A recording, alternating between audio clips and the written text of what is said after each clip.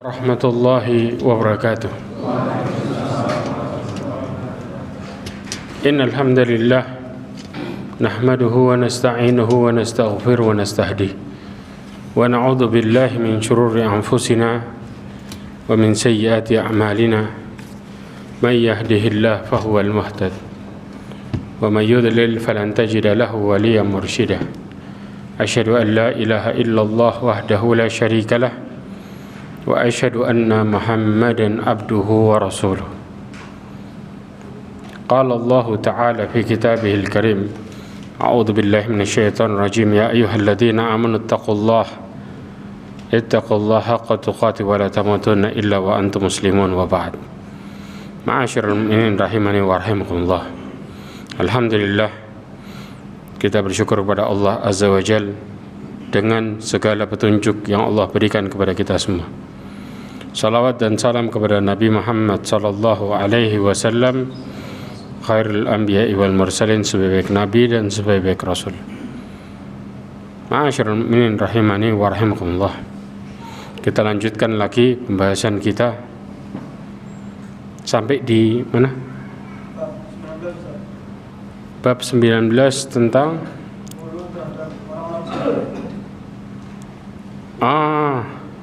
yang Nabi Muhammad tidak dapat memberikan hidayah.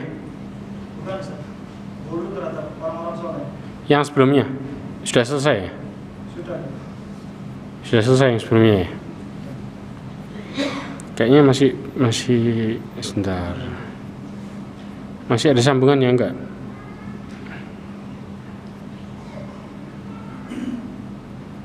Bahaya teman buruk. Oh sudah ya, sudah selesai.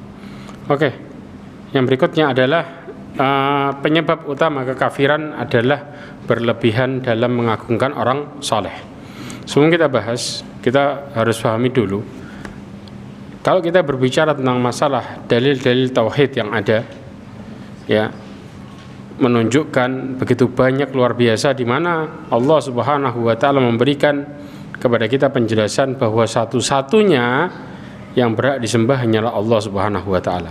Kemudian kesyirikan terjadi di tengah-tengah manusia. Di antara sebab terjadinya kesyirikan, ya, yang paling banyak adalah berlebihan terhadap orang saleh.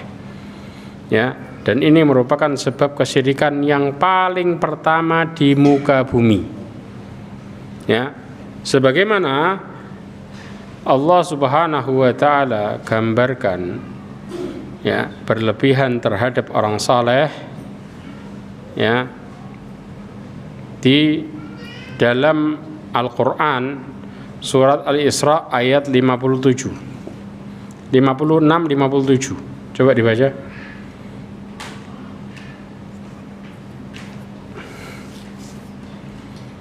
Katakanlah, panggillah mereka yang kamu anggap Tuhan selain Allah, maka mereka tidak akan mempunyai kekuasaan untuk menghilangkan bahaya daripadamu dan tidak pula memindahkannya. Terus 57. Orang-orang yang mereka seru itu, mereka sendiri mencari jalan kepada Tuhan mereka. Siapa di antara mereka yang lebih dekat kepada Allah dan mengharapkan rahmat-Nya dan takut akan azab-Nya? Sesungguhnya azab Tuhan adalah sesuatu yang harus ditakuti. Masya Allah.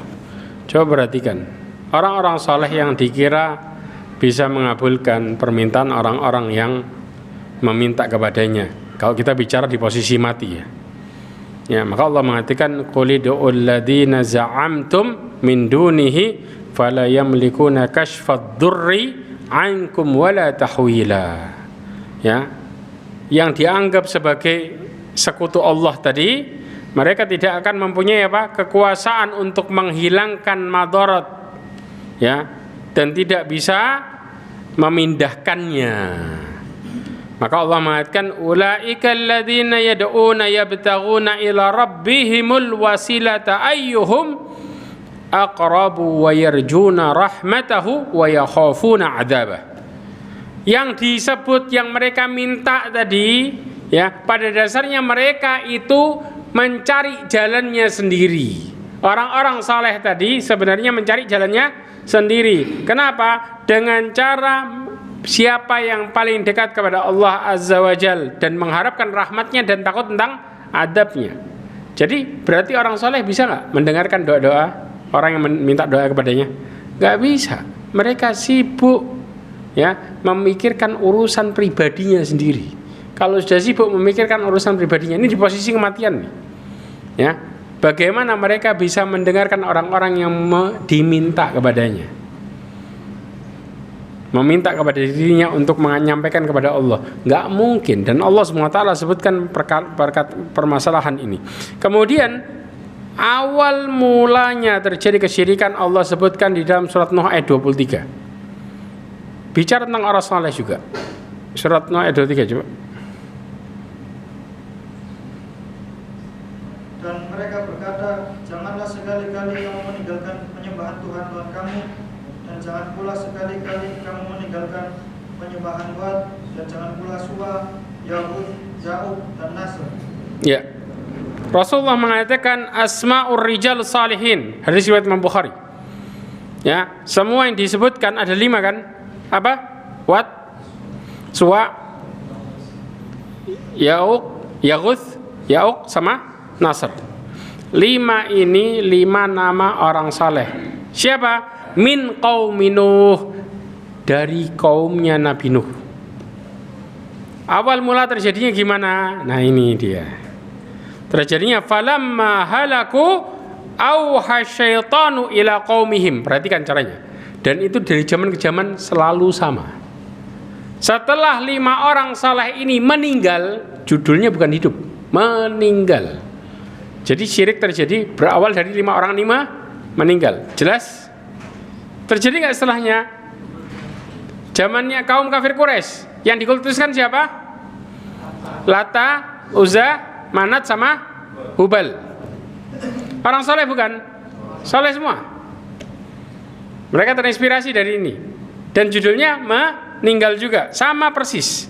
Kemudian aninsibu ila majalisihim allati kanu yajlisuna ansaba wasammuha bi asma'ihim. Untuk apa? Untuk menjadikan ya di majelis-majelis mereka itu ya yaitu apa? Berhala, patung. Karena dulu nggak ada foto. Jadi untuk persis kayak orangnya pakai apa? Patung.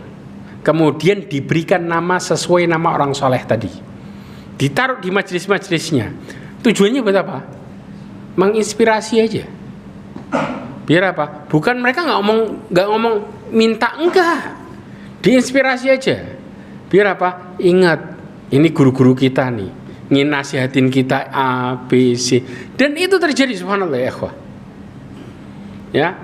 Akhirnya apa? Kalau sekarang pakai foto enggak? Pakai foto, kemudian untuk mengenang. Ada kan istilah itu? Banget. Mengenang orang-orang soleh supaya termotivasi. Di awal niat mereka seperti itu. Tapi ya ikhwah, hati-hati.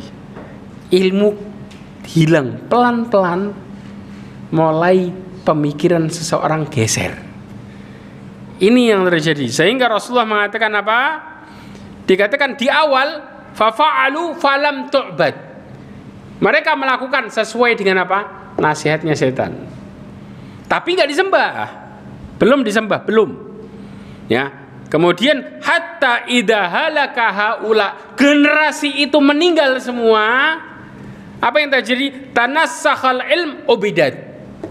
Ilmu mulai apa? Hilang.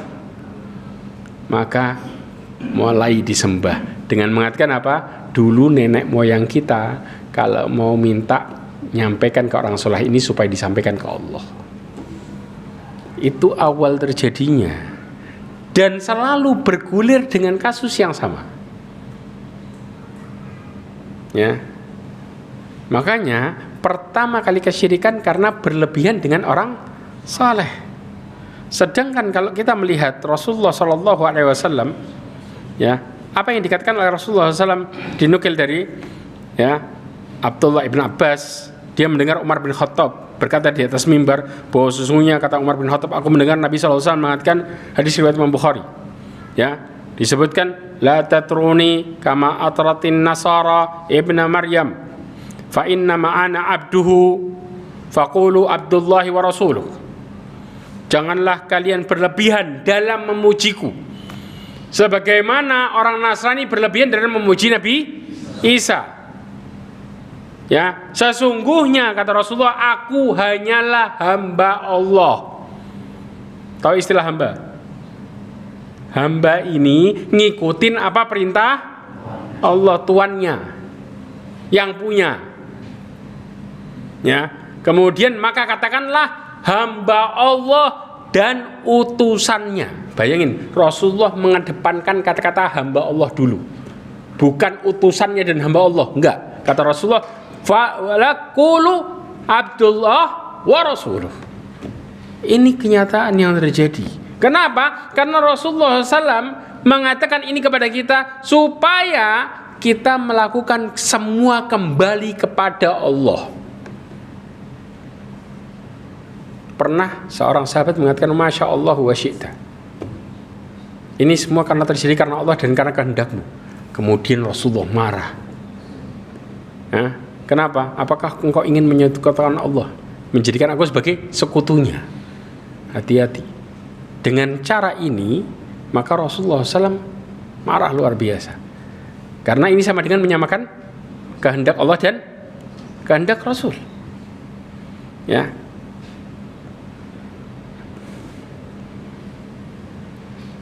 Ma'asyiral mu'minin rahimani wa rahimakumullah. Dari sini Allah Subhanahu wa taala, ya, menjelaskan kepada kita. Dalil yang pertama yang dinukil oleh penulis adalah surat An-Nisa ayat 171. Coba dibaca. Wahai ahli kitab, janganlah kamu melampaui batas dalam agamamu, dan janganlah kamu mengatakan terhadap Allah kecuali yang benar. Terus sesungguhnya ada? Surat An-Nisa 171. Dalil yang pertama itu kan? Sesungguhnya Al-Masih Isa putra Maryam itu adalah utusan Allah dan yang diciptakan dengan kalimatnya yang disampaikannya kepada Maryam dan dengan tiupan roh darinya. Maka berimanlah kamu kepada Allah dan Rasul-Rasulnya, dan janganlah kamu mengatakan Tuhan itu tiga. Berhentilah dari ucapan itu lebih baik bagimu. Sesungguhnya Allah Tuhan yang Maha Esa, Maha Suci Allah dari mempunyai anak. Segala yang di langit dan di bumi adalah kepunyaannya. Ya, oke, berhenti. Ma'asyiral mu'minin rahimani wa rahimakumullah. Mu'allif menukil surat An-Nisa 171 sampai 172. Katakan, ya ahlal kitab la taghlu fi dinikum wa la taqulu 'ala Allahi illa al-haq. Perintahnya ahli kitab ini siapa? Yahudi, Nasrani. Janganlah kamu melampaui batas dalam agamamu. Ya ikhwah, seseorang ini mulai melakukan agamanya menyimpang gara-gara melampaui batas, keluar dari aturan. Ya. Nah, kemudian wala taqulu 'ala Allahi illa al-haq. Janganlah kamu mengatakan terhadap Allah kecuali yang benar. Karena pada dasarnya ketika seseorang mulai mengatakan pendapat pribadinya dimasukkan ke dalam perkara agama, maka dia mulai menyesatkan dirinya sendiri. Makanya semua itu pakai bukti dari perkataan Allah dan Rasulnya. Ya. Makanya Rasulullah SAW menjelaskan bahwa alaikum bisunnati wa sunnatul khulafa'ir rasyidin al-mahdiyyin min ba'di addu 'alaiha bin nawajid. Hendaklah kalian dengan jalanku dan jalan khulafa'ir rasyidin yang Allah berikan petunjuk. Ketika mereka kembali kepada Quran dan sunnah, maka mereka selamat.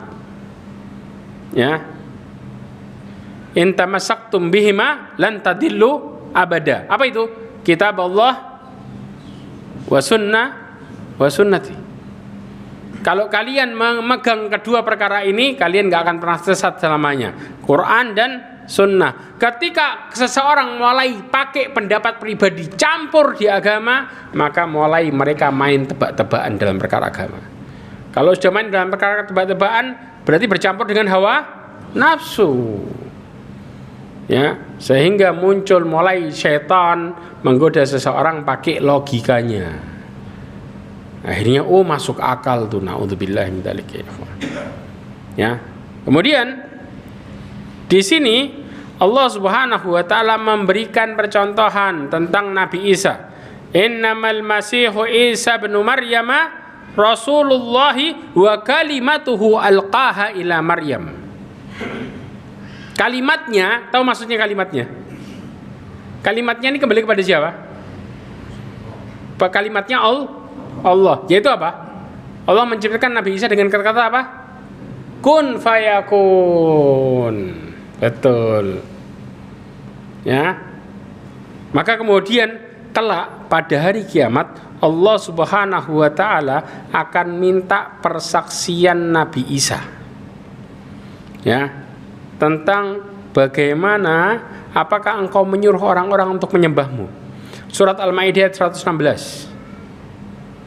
Ditanya Nabi Isa, apakah engkau yang mengatakan bahwa sembahlah aku dan apa? Ibuku. Dan ingatlah ketika Allah berfirman, hai Isa putra Maryam, adakah kamu mengatakan kepada manusia, jadikanlah aku dan ibuku dua orang Tuhan selain Allah? Isa menjawab, maksud engkau, tidaklah patut bagiku mengatakan apa yang bukan hakku. Jika aku pernah mengatakan, maka tentulah engkau mengetahui apa yang ada pada diriku, dan aku tidak mengetahui apa yang ada pada diri engkau. Sesungguhnya engkau maha mengetahui perkara yang baik. Nah, terus mereka menjadikan Nabi Isa sebagai anak Tuhan dan menjadikan Uzair sebagai anak Tuhan dari mana? Dari mana? Dari pendapatnya. Pendapatnya siapa? Mereka masing-masing. Bayangin, nyimpulin sendiri. Dan itu Allah katakan di dalam surat At-Taubah ayat 30.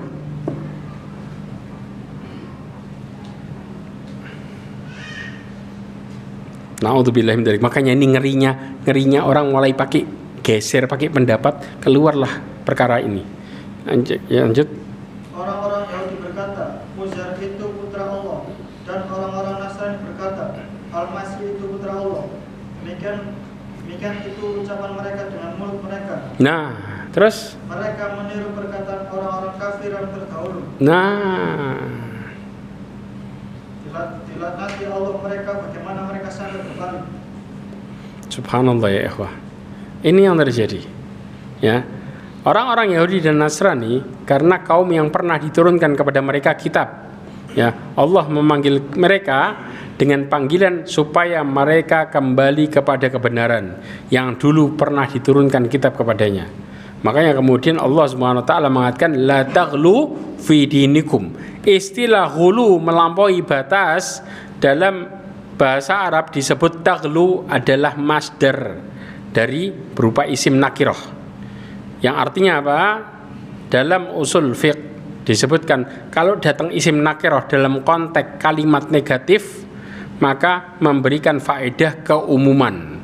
Istilahnya secara umum tidak boleh melakukan hal yang melampaui batas dalam agama, apapun bentuknya. Ya, makanya disebut dengan apa? Nakirah pakainya. Ya. Kemudian Rasulullah SAW mengatakan, kalau kita mulai berlebihan, maka kita akan geser keyakinan. Jadi pindahnya keyakinan seseorang itu karena mereka mulai berlebihan dalam perkara agama. Ini penyebabnya. Kata Rasulullah dalam hadis riwayat Imam Muslim, la tattabi'unna sunanal ladzina min qablikum syibran bisyibrin dira'an bidira'in hatta law dakhalu fi juhri dhabbi lattaba'tumuhum. Qulna ya Rasulullah al-yahudu wan nasara faman. Kata Rasulullah SAW, sungguhnya kalian akan mengikuti jalan orang-orang sebelum kalian, sejengkal demi sejengkal, sehasta demi sehasta, sampai mereka masuk ke lubang dob sekalipun, kayak biawak dob itu, tapi kadal Mesir, kadal gurun di model kayak kadal besar, ya. Masuk ke lubang, ya, kalian juga ikut. Kemudian sahabat bertanya, wahai Rasulullah, apakah yang dimaksud Yahudi dan Nasrani? Kata Rasulullah, siapa lagi? Siapa lagi? Sedangkan Yahudi dan Nasrani, Allah mengatakan apa? Walan tarda ankal yahudu walan nasara hatta tattabi'a millatahum, sampai kalian ngikutin agama mereka. Begitu kita ngikutin benar-benar agama mereka, maka mereka baru mengatakan ini yang benar. Na'udzubillahi min dzalik. Jadi tujuannya kita dibuat geser dari keyakinan Quran dan Sunnah supaya ngikutin apa? Agamanya. Dan sekarang terjadi nggak? Tren yang ada, kebiasaan siapa? Yahudi Nasrani, ya ikhwah. Ya, dari mulai pesta dan lain sebagainya kita digeser dari keyakinan. Sedangkan Islam itu punya, ya, aturan yang luar biasa. Ada nggak di dalam Islam ibadah bentuknya pesta? Nggak ada. Kenapa nggak ada? Karena agama Islam, ya, ketika seseorang melakukannya, mereka otomatis bahagia, otomatis, nggak perlu pesta. Tapi ketika kita mulai ngelihat agama lain yang penuh dengan pesta, karena pada dasarnya mereka tidak mendapatkan kebahagiaan di posisi itu. Tapi Islam, Allah mengatakan apa? Kata Allah Subhanahu wa taala di dalam surat Al-Fatah ayat 4. Huwallazi anzala as-sakinata fi qulubil mu'minin. Keimanan yang terjadi dalam diri seseorang, Allah akan berikan kepadanya apa? Ketenangan. Orang ketika melakukan ketaatan akan mendatangkan sakinahnya secara otomatis. Karena Allah yang turunkan bagi mereka apa? Sakinah itu sendiri. Liyazdadu imanan ma imanihim, supaya keimanan mereka bertambah dan meningkat. Tapi ketika kita keluar dari keimanan, maka kita akan mengikuti siapa? Agama yang lainnya. Subhanallah. Berawal dari seseorang mulai mengikuti pendapat pribadinya masing-masing. Ini yang bahaya. Makanya kenapa kita disuruh untuk kembali pada Quran dan Sunnah. Kemudian Allah Subhanahu wa taala, ya, mengatakan, ya, tentang orang-orang yang ahli kitab. Al-Hadid ayat 16, coba perhatikan.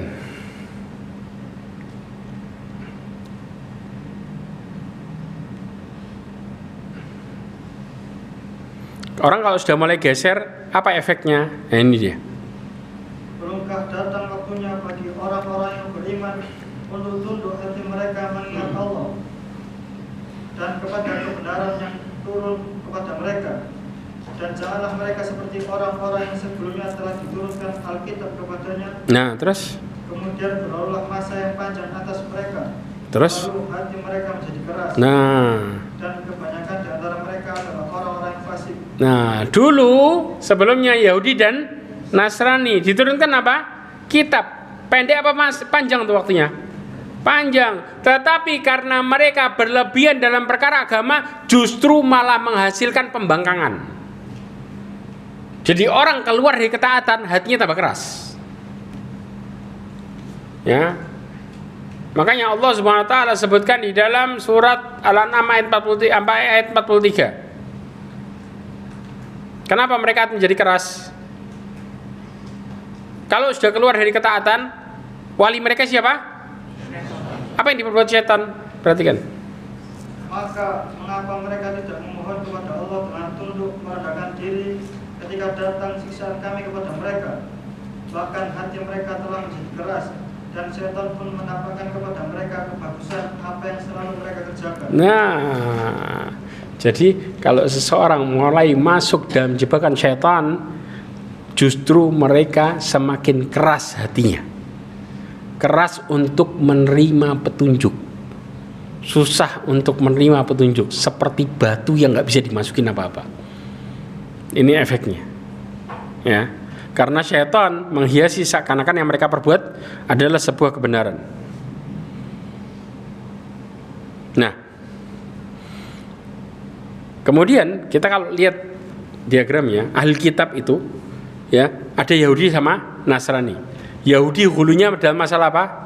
Dalam terhadap Uzair. Nasrani Nabi Isa. Dari Uzair Mereka meyakini bahwa Uzair anaknya Allah. Jelas? Nasrani lebih parah lagi. Nasrani meyakini 3. Nabi Isa adalah Allah, Nabi Isa adalah anaknya Allah, Nabi Isa 1 dari 3. Ya, ini yang diyakini oleh Nasrani. Jadi Nasrani meyakini Nabi Isa 3 hal. Yang pertama, dia adalah Allah. Kalau tanya, Nabi Isa siapa? Dia Allah. Ada di dalam Injil yang perjanjian baru ya.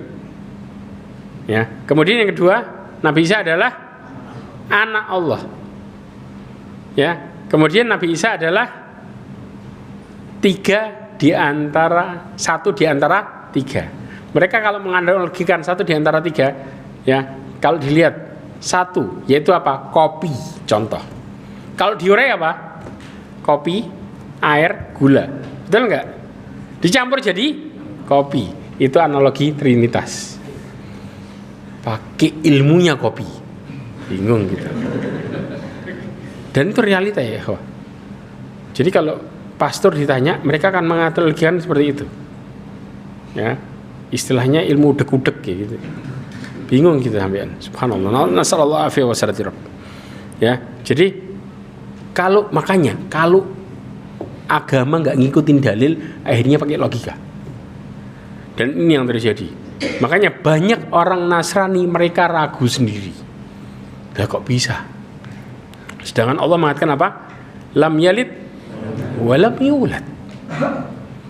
Banyak orang subhanallah, orang Nasrani dikasih ya surat Al-Ikhlas, mereka langsung, nah ini yang benar kata mereka.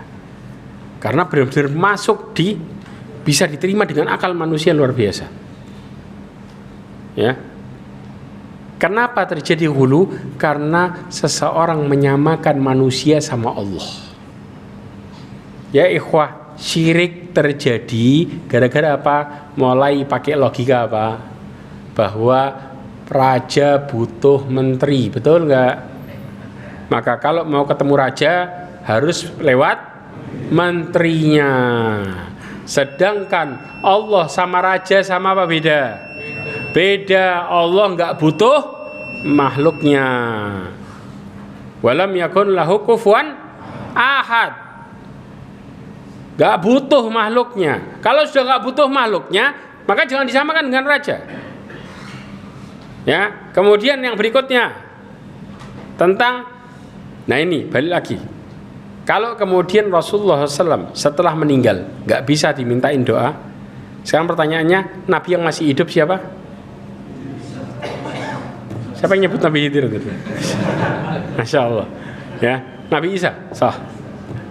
Kalau Nabi Khidir cuman kisahnya sekelumit aja di dalam Quran. Ya, itu yang sahih. Setelahnya ada muncul banyak pernyataan, wallahu alam. Ini merupakan kalau nggak berdasar, maka ini bukan sebagai hujah. Nah, kemudian Nabi Isa masih hidup. Ada nggak orang Muslim yang berani mengatakan minta doa sama Nabi Isa boleh? Ada? Padahal Nabi Isa masih hidup kan? Sekarang orang soleh sama Nabi Isa tinggian mana? Nabi Isa. Kenapa kita nggak boleh minta sama Nabi Isa? Kan masih hidup. Jelas di sini. Ini mematahkan orang yang pakai logika, pakai kesyirikan. Analoginya dipatahkan dengan 2 hal ini. Jelas banget. Dikembalikan lagi coba. Ya. Kemudian Yahudi menganggap ghulu, ya, dengan mengatakan Uzair anaknya Allah. Ya. Maka kemudian Nasrani menganggap ghulu bahwa Nabi Isa, ya, ada 3 macam. Ya, yang pertama Nabi Isa adalah Allah. Allah mengatakan dalam surat Al-Maidah ayat 17. Sesungguhnya telah kafirlah orang-orang yang berkata, sesungguhnya Allah itu adalah Al-Masih putra Maryam. Nah, Allah mengatakan laqad kafara alladziina qalu innallaha huwal masih ibnu Maryam. Telah kafir orang-orang yang mengatakan bahwa Allah adalah, yaitu Nabi Isa. Ya enggak? Kemudian yang kedua, Nabi Isa anaknya Allah. Surat Maryam ayat 88 sampai 89. Dan mereka berkata Tuhannya Maha Pemurah mengambil anak. Nah, Sesungguhnya kamu telah mengatakan suatu perkara yang sangat mungkar. Allah mengatakan apa? Wa qalu ittakhadar rahmanu walada laqad ji'tum syai'an idda. Ya, mereka berkata bahwa Allah yang Maha Pemerah mengambil anak. Yang dimaksud anak siapa? Nabi Isa. Yang ketiga, Nabi Isa itu satu di antara tiga. Al-Maidah ayat 73. Sesungguhnya kafirlah orang-orang yang mengatakan bahwasanya Allah salah seorang dari yang tiga. Masya Allah. Paham di sini? Nah, sekarang di dalam agama Nasrani dikenal dengan 3 madhab. Bayangin, ada khilaf. Ya, saya jelaskan khilafnya. Madhab yang pertama disebut Nusturiyah. Ya, mereka meyakini bahwa di diri Nabi Isa ada 2 tabiat. Nah ini, ya, tabiat yang pertama adalah tabiat Tuhan dan tabiat yang kedua adalah tabiat manusia. Ada 2 sisi. Ya, mereka beranggapan bahwa Allah menempati diri Nabi Isa sebagai air yang menempati gelas. Makanya kan pakai tadi kopi tadi. Ya, subhanallah. Ini yang terjadi. Ya. Di antara konsekuensinya tidak boleh mengatakan Maryam melahirkan Tuhan. Ya. Jadi menurut mereka Nabi Isa adalah manusia biasa yang memiliki sifat manusia. Ya. Kemudian Nabi Isa ketika di dalam rahimnya ibunya itu memiliki sifat manusia. Tapi setelah itu terjadi perpaduan antara Nabi Isa dengan Allah. Jadi awal lahirnya manusia, habis gitu jelma jadi double. Paham di sini? Ya, makanya di dalam Islam juga istilah dikenal ya pemahaman yang seperti ini kurang lebihnya, yaitu apa? Ada yang tahu? Pemahaman kayak gini, apa namanya? Wahdatul wujud. Mirip gak? Ya persis. Bahwa Wahdatul wujud itu mengatakan semua alam ini adalah Allah. Jadi di dalam diri kita ini ada sifat Allah. Ya, ada. Yang kedua adalah madhab Ya'qubiyah. Madhab Ya'qubiyah ini meyakini bahwa Nabi Isa hanya satu tabiat, yaitu tabiat Tuhan, namun sekaligus tabiat manusia. Mereka berpandangan bahwa Allah bersatu dengan Nabi Isa sebagaimana susu dengan kopi. Ya, tidak bisa dipisahkan lagi. Antum kalau sudah campur susu sama kopi jadinya kopi susu. Bisa antum pisahin? Nggak bisa. Itu logikanya pakai itu. Ya. Ini benar-benar pakai ilmu kopi sudah. Ya. Yang ini, keyakinan ini ya menyimpang dalam Islam. Ya, yang dimana apa? Al-Ittihadiyah, persatuan kan? Ya. Kemudian madhab muwahhidun. Tahu muwahhidun? Satu. Ya. Mereka yaitu ahli tauhid dari kalangan Nasrani. Mereka tidak beranggapan Allah bersatu dengan Nabi Isa. Mereka meyakini Nabi Isa adalah Rasul. Ini yang benar. Ya, tetapi mereka tetap kafir. Kenapa? Salah satu kekafirannya karena tidak beriman kepada Rasulullah SAW. Ada keyakinan ini. Mereka mengatakan Nabi Isa itu utusan Allah. Dan itu disebutkan dalam perjanjian lama sebenarnya. Ada bahwa dia sebagai utusannya. Ada dalam Alkitab kalau antum cari. Kemudian berdasarkan dari sini Yahudi dan Nasrani mereka memiliki kehuluan tentang Nabi Isa dan juga Uzair. Ya. Kemudian Allah SWT mengatakan wala taqulu 'alallahi illal haq. Ya. Allah berfirman di ayat yang lain ya, yaitu surat Al-Maidah ayat 75. Coba dibaca. Jangan kamu mengatakan terhadap Allah kecuali yang benar. Sesungguhnya Al-Masih Isa putra Maryam itu adalah utusan Allah dan yang diciptakan dengan kalimatnya yang disampaikannya kepada Maryam. Terus? dan dengan tiupan ruh darinya. Terus Al-Maidah 75.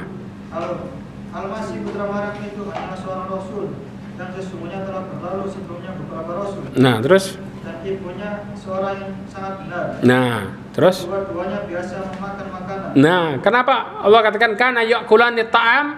Ada enggak Tuhan makan? Tidak ada kan? Maka Allah bantah di sini.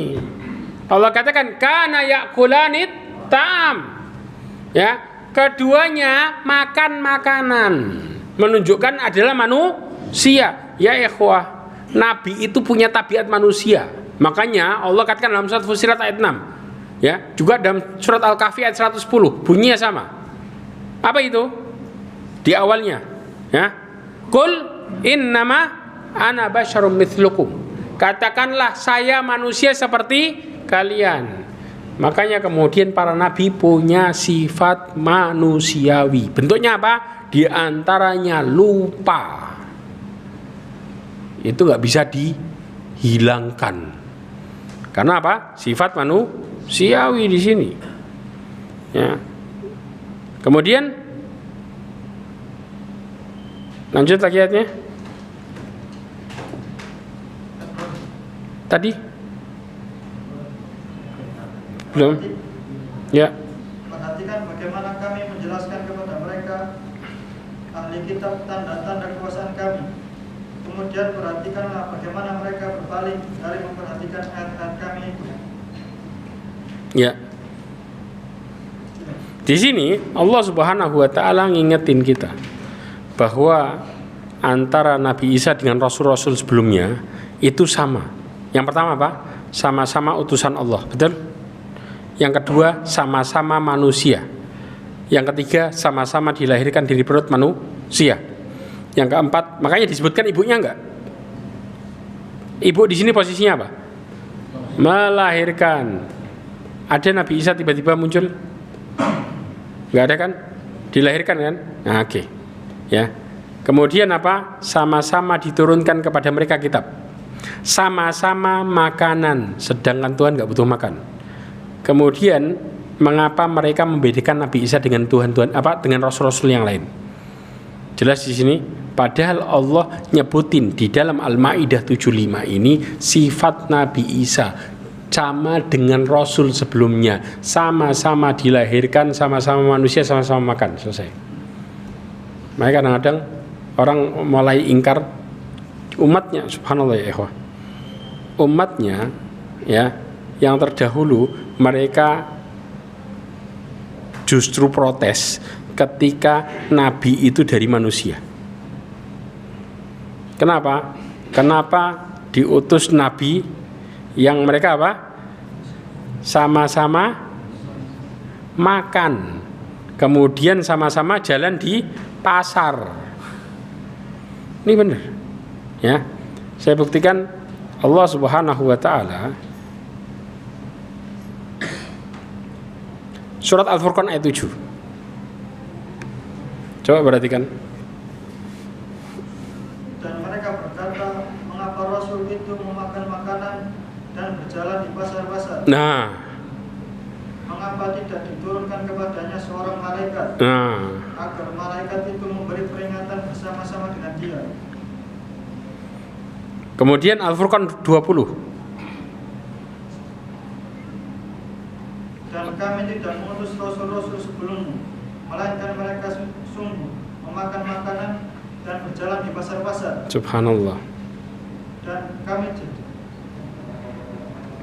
jadikan sebagian kami cuma bagi sebagian yang lain. Ya.